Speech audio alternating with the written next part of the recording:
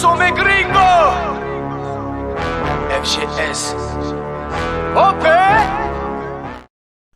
Yo, salut, c'est OP, j'espère que vous allez bien et bienvenue sur ma chaîne YouTube les amis, très content de vous retrouver pour cette petite vidéo d'avant-match PSG Reims, demain soir, 20h45, le coup d'envoi au Parc des Princes. Mais avant toute chose les amis, on s'abonne à la chaîne si ce n'est toujours pas fait, la petite clochette à côté, on clique dessus pour les notifications et ça flingue comme la chasse au sanglier. Demain soir, comme je l'ai dit, nos rouges et bleus affrontent Reims pour cette 22e journée de Ligue 1, je crois que le match est retransmis sur Prime Video. Bref, quoi qu'il en soit, Paris est toujours leader de cette Ligue 1 avec 50 points. Reims, quant à lui, pointe à la 14e place avec 24 points. Sur les 5 dernières rencontres en Ligue 1, chacun de leur côté, Paris c'est 2 victoires, 2 nuls. Quant au stade de Reims, c'est 1 victoire, 2 nuls et 1 défaite. Sur les 10 derniers face-à-face entre ces deux équipes, toutes compétitions confondues, c'est 7 victoires pour Paris, 2 défaites et un match nul. Donc pour Reims, c'est 2 victoires, 7 défaites et un nul. D'ailleurs, je me souviens d'une défaite du PSG en 2019. C'était sous Tuchel. On avait perdu 2-0, il me semble. 2-0, on avait perdu. Alors, je sais plus si c'est en Ligue 1 ou en Coupe. Mais en tout cas, on avait perdu 2-0 au Parc. Et ça avait fait tâche dans la saison. Bref, Navas est revenu. Bernat est revenu. Donc, ils sont dans un protocole de retour, etc. Kiki... Mbappé avait les adducteurs qui sifflaient cette semaine. D'ailleurs, il n'a pas participé à deux ou trois séances d'entraînement collectif.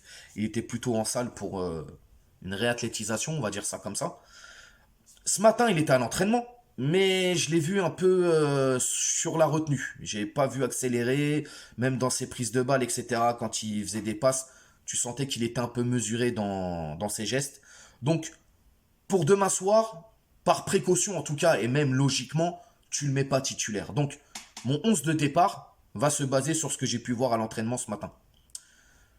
Mais avant toute chose, le stade de Reims, c'est un peu comme Brest. C'est une équipe qui vient t'embêter, qui peut titiller un petit peu. Bref, tu sais, c'est comme je disais, un peu comme ce petit caillou là qui te gêne dans la botte et que tu peux pas forcément retirer ta botte puisque tu es dans un endroit où il y a du monde et que c'est un peu compliqué à faire, tu vois. Donc, tu vas marcher toute la journée avec ce caillou qui te fait chier. Bref, et ben Reims, c'est un peu comme ça, un peu comme Brest, un peu ces petites équipes là qui viennent t'embêter. Normalement, Paris devrait faire le job, et je le dis souvent, Paris a du mal à respecter ses adversaires, et bon, face à Reims, les respecter, c'est leur mettre une trempe.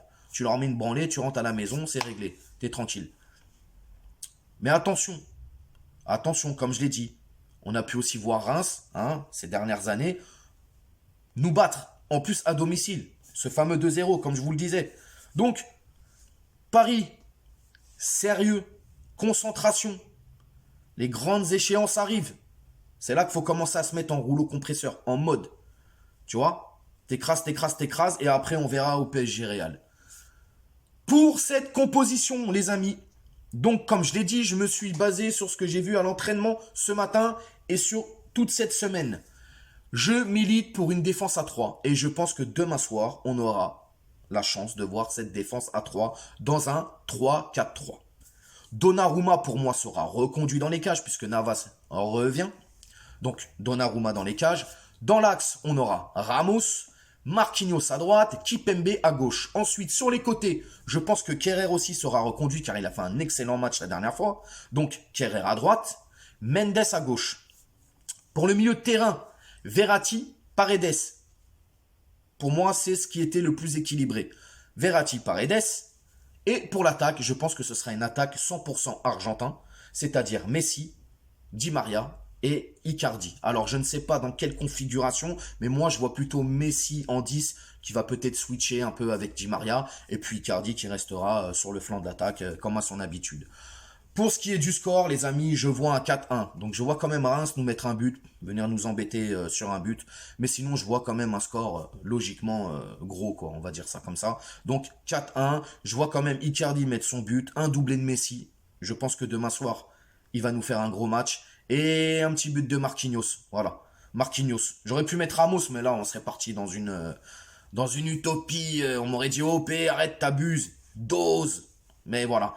Marquinhos, doublé de Messi et Icardi. Pour moi, ce sera le score de demain 4-1 et éventuellement les buteurs. Je répète la compo encore une fois. Donnarumma dans les cages. Défense à 3. Ramos, Marquinhos, Kipembe. Kerrer, Mendes. Verratti, Paredes. Et l'attaque argentin. Une attaque argentin si tu préfères. Messi, Di Maria et Icardi. Demain, il faut impérativement montrer un autre visage. C'est vraiment ce qu'on a tous à cœur, nous, les Parisiens et les supporters. Il faut qu'on montre un autre visage. Il faut que ça commence à prendre la mayonnaise. Parce que là, hein, les amis, hein, on fait que parler, et puis c'est toujours pareil. Donc voilà, j'espère vraiment demain de voir en tout cas un beau Paris Saint-Germain. Même si l'adversaire est très faible, justement, c'est l'occasion de se mettre en mode, comme je disais, rouleau compresseur.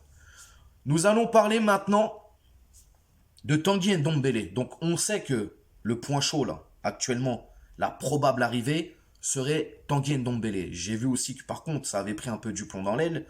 Parce que le problème c'est ça, c'est que Paris veut bien le récupérer.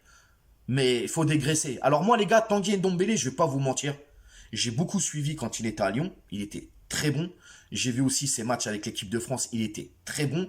Mais il est parti après à Tottenham. J'ai peut-être vu 2-3 résumés comme ça, mais je n'ai pas du tout suivi son évolution en première ligue. Donc je ne peux pas vous dire quel niveau il a actuellement, puisque je n'ai pas vu ce qu'il faisait en première ligue. J'ai eu quelques échos d'amis, etc. Il y en a qui me disent que c'est très fort, il y en a qui me disent que ouais non, il n'est même pas titulaire. Bon, voilà. Quoi qu'il en soit, il faut savoir que Tanguy Ndombele, c'est le deuxième plus gros salaire de Tottenham. Il y a Harry Kane et il est juste derrière. Donc j'ai ouï dire que Paris devait dégraisser et devait justement faire partir un gros salaire pour pouvoir lui le ramener chez nous, car Tottenham veut bien le prêter, mais ne pas payer son salaire. Donc il demande à Paris de prendre l'intégralité du salaire de Ndombele. Déjà, t'as vu frérot, les machins, les papas, c'est compliqué, c'est vraiment compliqué. Donc, Paredes a été sondé, il veut pas partir. Les gars, on se retrouve avec des mercenaires, c'est incroyable. Le mec, il va pas jouer à Paname, il a l'occasion d'aller en première ligue dans un échange, mais non, il veut rester avec ses petits copains, les Argentins, les Pat. Franchement, le clan commence vraiment à me briser les couilles. Mais vraiment. D'ailleurs, hier en live, on en a parlé. C'est un peu chiant. Herrera, j'ai vu même maintenant, ça parle de faire partir Ghana. Non, mais là, c'est pas possible. C'est pas possible. Alors, est-ce qu'il faut vraiment faire venir Ndombele? Je ne sais pas. Est-ce qu'il ferait du bien dans ce milieu? Probablement, en tout cas, de ce que je peux entendre. Il y en a qui me disent non, il y en a qui me disent oui. Les commentaires sont faits pour ça, les gars. Donc, vous pourrez dire ce que vous pensez par rapport à Ndombele. Moi, personnellement, on a besoin d'air frais. On a besoin de nouveau. On a besoin de quelque chose de neuf, si je puis dire.